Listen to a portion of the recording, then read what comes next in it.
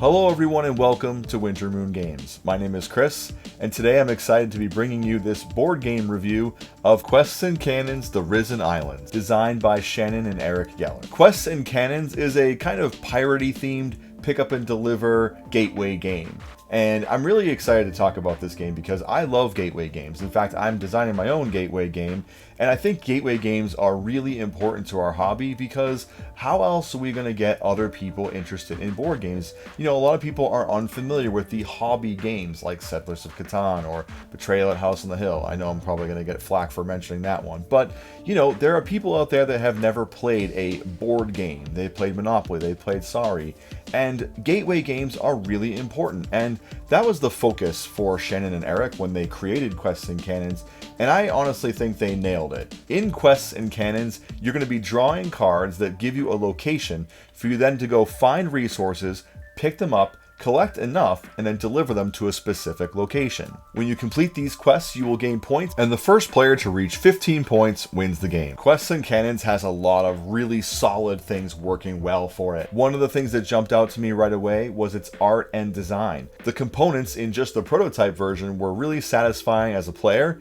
and they had like die-cut boats to look like pirate ships that your pieces can fit into nice and snug. And so everything feels really well organized and really well designed and intuitive from a player mat perspective. Now, the board itself is a bit abstract. You're going to actually be placing hexagonal pieces down on the play area of your table inside of a hexagonal border, and you're going to be placing these depending on the number of players you're playing with. You can do teams, you can do versus, there's even a single player mode. And setup, at least in this version, was the one thing that kind of stumbled our group and slowed us down a little bit, but once we got past the setup and we were playing the game, we all had a blast with it. Everybody in my group really enjoyed this game. The artwork is gorgeous. I mean, just look at this box. It reminds me personally of something out of like a Legend of Zelda game. It just brings me right in with these quirky and intriguing looking characters, and I know for a fact that the designers are working behind the scenes painstakingly to build a world. They actually have plans for future games set in this same universe, if you will, and I think just with Quests and Cannons: The Risen Islands, they're already doing a great job setting the ground floor for what could be a great franchise. I really appreciated how Quests and Cannons was approachable.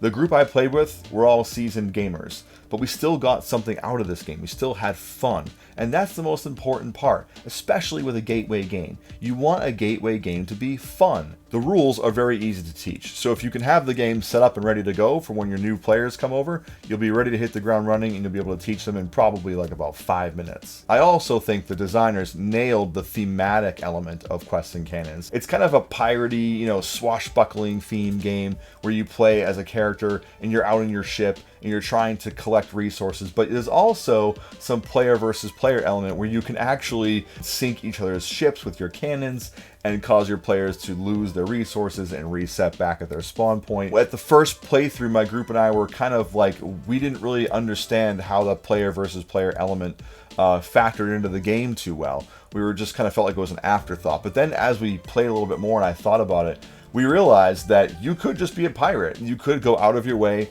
and sink each other's ships. Now, I've heard that this is not an easy strategy, but you can in fact earn points by destroying other players' ships. So if you wanted to say, screw it with the missions and just focus on being a true good old pirate, you could in fact do that. And I think that was a nice touch thematically. I think one thing that I would maybe just nitpick if I was looking for something to maybe just criticize or challenge is the fact that they have spent a lot of time building this world and these characters, and I think that there's plans to kind of enhance that and bring that forward a little more. I do wish that the characters themselves had more of a presence in the game, had more of a personality in the game. When I mentioned this to the designers, they were appreciative of the feedback, and I think that they are going to be looking at ways to further bring forward and kind of just enrich these characters a little more, because I think that's a huge selling point for this game is the art and the design, and I think it would be a missed opportunity if they didn't focus on that element of the game as well. So that being said, Quests and Cannons is available now on Kickstarter.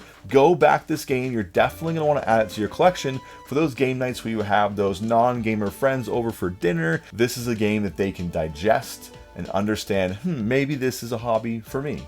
So I would encourage you, go now, check out Quests and Cannons. Thank you for watching this review of Quests and Cannons, and thank you to Eric and Shannon Geller for the review copy of this game, and I wish you the best of luck with your Kickstarter. If you think I deserved it, please hit that like button and subscribe to this channel. Wintermoon Games is an all-encompassing gaming video network where I really hope to talk about all things gaming, including board games, video games, conventions, and all the above, bringing you news and fun stories and interesting videos to hopefully help bring you all the gaming goodness. I love talking about this stuff, and I know that you enjoy listening to it. So thank you for watching, and I'll see you next time.